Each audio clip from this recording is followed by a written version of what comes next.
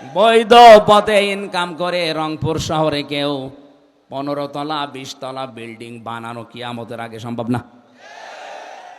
আর আপনার বিল্ডিং এর কোনো হিসাব নেই। কয় টাকা বেতন আপনার বলেন তো দেখি? হিসাবটা খুব খেয়াল করে আপনি কোন জায়গা থেকে টাকাগুলো নিচ্ছেন।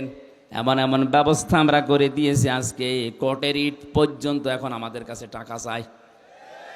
আমার এই 2টা মামলা আমার একেবারে সর্বশান্ত করে দিল।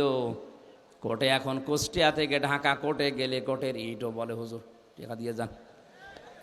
আপনি রংপুর কোর্টে যাবেন, কুড়িগ্রামের কোর্টে যাবেন, এই এলাকার কোর্টে মনে হয় চাই না। টাকা উপায় করতে নিষেধ নেই, কিন্তু রাস্তাটা একটু খেয়াল রাখবেন।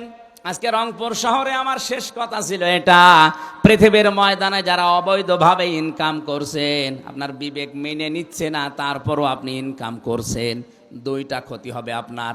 1 নম্বরে অবৈধ সম্পদ আপনি দুনিয়ায় ভোগ করে যেতে পারবেন না। 2 নম্বরে মরণের পরে ওই অবৈধ সম্পদগুলো আপনার ছেলে মেয়ে, আপনার স্ত্রী, আপনার দলের লোক আরও অবৈধ কাজে ব্যয় করবে।